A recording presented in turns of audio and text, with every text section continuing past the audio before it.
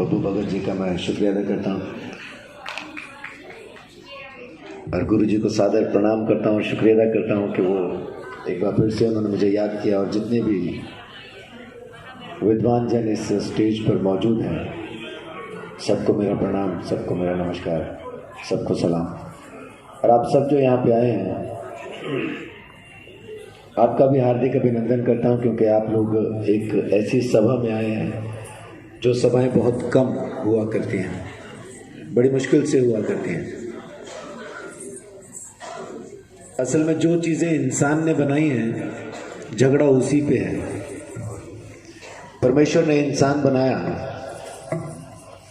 हमने आगे जात बना लिया, तो आज भी जात पे झगड़ा है।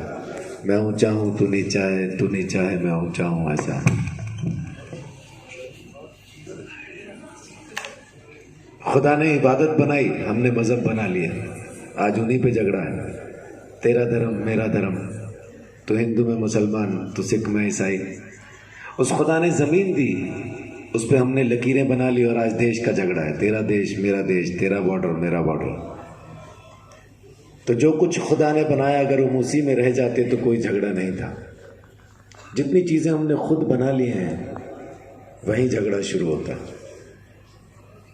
तो 30 साल से जो एक कोशिश है कि वो झगड़े किसी तरह से ख़त्म हो सकें, वो लकीरें किसी तरह से मिट सकें, तो इस कोशिश के लिए मैं सच में बहुत शुक्रगुजार हूँ और बहुत अंदर से खुश हूँ कि ऐसी कोई कोशिश हमारे ज़मीन के इस खत्ते में, इस हिस्से में भी होती। आज मैं आपके साथ परमेश्वर के बारे में बात करना चाहता हूँ। परमेश्वर कौन है, उसकी एक काबिलियत होनी चाहिए, है ना। अगर डॉक्टर कोई है तो उसको एक ख़ास पढ़ाई करना ज़रूरी है। अगर कोई दर्जी है तो उसको कपड़ा काटना सीना आना चाहिए, उसकी एक काबिलियत होती है। अगर हम किसी को खुदा कहें तो पहली चीज़ जो उसमें होनी चाहिए कि वो किसी एक ख़ास मज़हब का, किसी एक ख़ास धर्म का, किसी एक ख़ास रिलीजन का पक्षधर नहीं होना चाहिए। अगर वो किसी एक ख़ास धर्म का पक्षधर है या एक ख़ास पंथ का संस्थापक है, तो वो परमेश्वर हो ही नहीं सकता। वो परमेश्वर होने की काबिलियत से बाहर है, क्योंकि वो किसी एक ग्रुप के साथ रहना चाहता है। तो परमेश्वर वो नहीं है जो किसी एक ख़ास ग्रुप में रहे, किसी एक ख़ास मज़हब में रहे या किसी एक ख़ास जाति के साथ संबंध रखे। परमेश्वर वो है जिसने ज़मीन बनाई, और परमेश्वर वो है जो कुल कायनात का एकमात्र खुदा है। एक ही परमेश्वर है, कोई 2 4 6 8 10 12 15 नहीं है, एक ही है।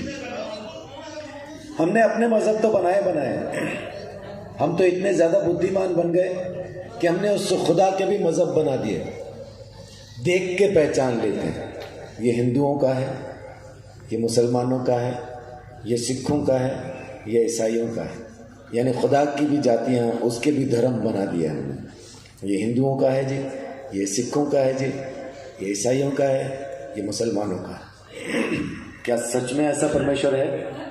अगर ऐसा ही परमेश्वर है तो मैं उसको मानने के लिए कतई तैयार नहीं। मैं नहीं मानना चाहता ऐसे खुदा को जो फ़िरका परस्ती करता हो। फ़िरका परस्ती बोले तो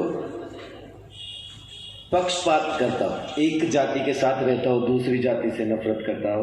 ऐसे खुदा के साथ मैं नहीं रहना चाहता, क्योंकि खुदा तो वो है जो सबका है और एक ही है। पहचानने की ज़रूरत है, जानने की ज़रूरत है। अभी कुछ देर पहले बब्बू भगत जी कह रहे थे कि लोग कहते हैं कि खुदा आता नहीं, परमेश्वर आता नहीं, बुलाने वाला नहीं मिलता इसलिए नहीं आता। मेरी बीवी को शिकायत रहती है, सेक्टर 10 में सब्जी वाला नहीं आता। लेकिन जब मैं घर पे होता हूं तो मैं सुबह से शाम तक अगर गिनना शुरू करूं तो कम से कम 50 से 60 सब्जी वाले आते हैं। लेकिन मेरी बीवी के लिए, उसकी नज़र में देखें तो कोई नहीं आता। क्यों? क्योंकि जब तक वो बाहर निकलती है कोई नहीं होता। 3 बच्चों को संभालती है वो, 9 साल की बेटी, 6 साल का बेटा, 1.5 साल की बेटी। तो उनको संभाल के जब तक वो बाहर आती है तब तक सब्जी वाला कहीं और चला जाता है। तो इसका मतलब ये नहीं है, सब्जी वाला अगर उसको नहीं मिल रहा है तो इसका मतलब ये नहीं है कि सेक्टर 10 में सब्जी वाला नहीं आता। अगर आपको खुदा नहीं मिल रहा है तो इसका मतलब ये नहीं कि खुदा है नहीं या आता नहीं है। वो ज़रूर है और ज़रूर आता है, बस आप अपने काम में ऐसा उलझे हैं कि जब आप उससे मिल सकते हैं उस वक्त पे आप उसको मिलते नहीं। आप अपने ज़मीन के कामों में ऐसा उलझ गए, आपको लगता है ये ज़मीन के कारोबार ही असल में सारे कारोबार हैं। परमेश्वर से मिलने का समय तो तब होगा जब सारे काम ख़त्म हो चुके होंगे। ऐसा नहीं है। मैं एक परिवार में गया, वहाँ पे जाके जब मैं परमेश्वर के बारे में बात करने लगा तो मैंने उनको कहा अपने बच्चों को बुला लीजिए, क्योंकि उनके 3 बच्चे और सबसे छोटे बच्चे की उम्र उस वक्त 17 साल थी। यानी उनको समझ थी, वो सुन सकते थे, समझ सकते थे। छोटा बच्चा 17 साल का है, बाकी बड़े हैं दोनों। तो माँ बाप ने दोनों ने कहा अरे नहीं, उनको रहने दीजिए, अभी उनका टाइम नहीं है इन सब बातों के लिए। मैंने बोला हाँ ये तो आपने सच कहा, अभी तो उनका टाइम पाप करने का है। तो एकदम से सक पका गए दोनों और बोल रहे हैं नहीं हमने ऐसा नहीं कहा। अच्छा माफ़ कीजिए, फिर क्या कहा आपने? अगर परमेश्वर की बातें सुनने का और मानने का अगर अभी समय नहीं है तो फिर कौन सी बातें सुन के कौन सी बातें मानना चाहते हैं? उसको तो फिर मैं पाप ही कहता हूँ। तब उनको भी समझ में आया, फिर आवाज़ देने लगे आजा मुन्नी चिंटू पप्पू, माने आजा। परमेश्वर को जब तक आप पुकारोगे नहीं वो आएगा नहीं। गुरुजी यहाँ पे बैठे हैं, आपको बाद में भी बता सकते हैं, हमारे हाथ के बनाए बुत में खुदा नहीं रहता, रहेगा भी नहीं। चाणक्य नीति 4:19 में लिखा है मूर्ख हैं वो जो मूर्ति में परमेश्वर को तलाशते हैं। हम मूर्ति में मालूम क्यों तलाश रहे हैं? क्योंकि हम असल में उसको तलाशना नहीं चाहते, इसलिए बना बनाया मिल जाता है, उतना ही काफी है। फिर हम कहते हैं भाव में है, भाव में। आप भाव करके मिट्टी खाओ, चीनी का भाव रखो मन में, मीठा होगा क्या? जो चीज जैसी है वो वैसी ही रहनी है। हम सच को सच नहीं मानते, अपनी फिलॉसफी से उसको बदल देना चाहते हैं। बदलेगा नहीं, सत्य तो सत्य रहेगा, वो बदल नहीं सकता। तो आप क्यों परमेश्वर को बदल के कुछ और ढंग से पाना चाहते हैं? वो जैसा है वैसा पा लीजिए तो मिल जाएगा, वो जैसा नहीं है वैसा ढूंढेंगे तो मिलेगा भी नहीं।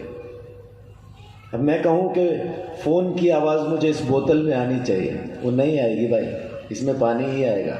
आवाज़ आनी है तो इसी में ही आनी है। तो जो खुदा जैसा है उसको वैसा ढूंढें और वो मिल जाएगा। उस परमेश्वर ने इसी के लिए अपने इकलौते बेटे को, जो कि उसका शब्द है, जो कि उसका कलाम है, कुरान शरीफ में लिखा है कि ईसा अलैहिस्सलाम उस खुदा का कलमा है, उसका वचन है, उसकी आवाज़ है, रूह अल्लाह है। उससे ज़्यादा पवित्र कोई नहीं कुरान के अंदर लिखा है, वो एकमात्र पवित्र लड़का है, ऐसा लिखा है। वेद हमें बताते हैं कि जब तक परमेश्वर हमारे लिए काठ पे लटक के मर ना जाए, दैत्यारण्यक उपनिषद का 3रा श्लोक कहता है खून बहाए बगैर पापों से छुटकारा नहीं मिलेगा। लेकिन वो खून खुद परमेश्वर का होना चाहिए। अपन ने मुर्गे बकरे पता नहीं क्या क्या काट डाला खून के चक्कर में, उससे नहीं होगा, कितना ही बहा लो, नहीं होगा। परमेश्वर का लहू चाहिए। पहचानेंगे कैसे? ऋग्वेद में लिखा है कि जब वो मरेगा तो उसके सर पर कांटों का गुच्छा रखा होगा, तो पहचान लेना ये वो मुक्तिदाता। यीशु मसीह जमीन पे सिर्फ एक काम करने आया, हमारा खुदा के साथ मेल करवाने के लिए। जब तक हमारा मेल उस खुदा से नहीं होगा।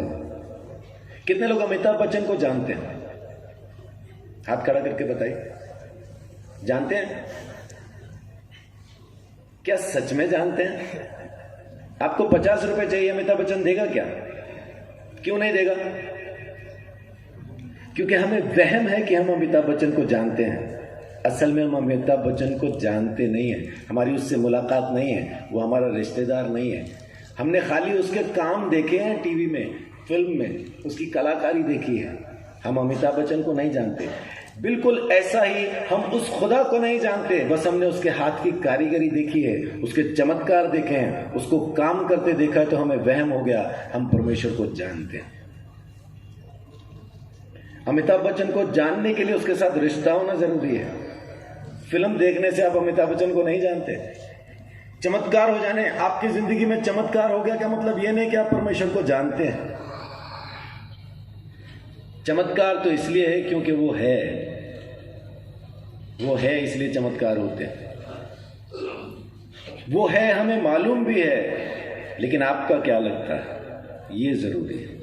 मेरा बाप लगता है, मैं जानता हूं उसको, वो मुझे जानता है। जब मैं यहां से जाऊंगा उसके घर में, जब मुझे प्रवेश करना होगा, एक सवाल वो अगर पूछे, अगर वो आपसे भी पूछे, वो खुदा आपसे पूछे मैं तुझे अपने घर में क्यों आने दूं, तो क्या जवाब है आपके पास? मेरे पास एक ही जवाब है, पापा थोड़ा साइड हटिए, ये मेरा घर है, आप बाप है मेरा हिस्सा है इस घर के अंदर, इसलिए मैं आऊंगा अंदर। जब तक आप उसके साथ रिश्ता नहीं रखेंगे, कुछ भी पूछ लीजिए, कैसा भी पूछ लीजिए, परमेश्वर नहीं मिलेगा। हाँ, चीजें मिलेंगी, चमत्कार होंगे, जरूर होंगे, जो दुआ आप मांगेंगे पूरी भी हो जाएगी, इसमें कोई दो राय नहीं है, लेकिन खुदा नहीं मिलेगा। उसको मिलने के लिए उसी को मिलना जरूरी है, चीजों से नहीं होगा। तो आज सिर्फ इतना ही कहता हूं कि यीशु मसीह को उस खुदा ने सिर्फ इसलिए भेजा ताकि वो खून बहा के हमारे लिए कुर्बान हो और उसके लहू के द्वारा हम सब का दाम चुकाया जा सके और हमारा रिश्ता वापस उस परमेश्वर के साथ हो सके। कितने लोगों को शरीर में दर्द था जब मैंने बोलना शुरू किया? है कोई ऐसा जिसके शरीर में दर्द था? सब अच्छे हैं, सब तंदुरुस्त हैं। अरे अपने लिए ताली बजाइए भाई। जमीन पे ऐसी टुकड़ी मुझे बड़ी मुश्किल से मिलती है जहाँ कोई बीमारी नहीं है ना, सब तंदुरुस्त हैं। लेकिन अगर आप में से किसी के शरीर में दर्द था तो महसूस करके बताइए अब है क्या? क्योंकि जहाँ खुदा की बात हो वहाँ दर्द रह नहीं सकता, वहाँ बीमारी रह नहीं सकती। चमत्कार अपने आप होते हैं क्योंकि परमेश्वर की मौजूदगी में चमत्कार यूं ही होते हैं। उसके लिए आपको खास कोई तपस्या की ज़रूरत नहीं पड़ती, बस एक ही चीज़ लगती है और उसका नाम है खुदा। सो इतना ही कह के मैं आपके इस समय से विराम लेता हूँ, अपनी बात को यहाँ ख़त्म करता हूँ। लेकिन निवेदन ये करता हूँ, मेरी बात को यहाँ छोड़ के नहीं जाना, बाद में टेंट वाला झाड़ू से इकट्ठी नहीं करे प्लीज़, है ना। मेरी ये बात अपने साथ ले जाना कि उस खुदा के साथ रिश्ता बनाइए। आपको खुदा की ज़रूरत है, किसी और की ज़रूरत नहीं। परमेश्वर आप सबको बहुत आशीष बड़ी बच्चे। जीव चौधरी जी,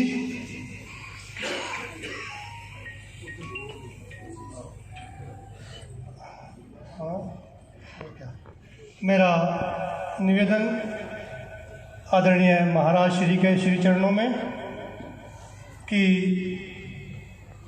पास्टर जी को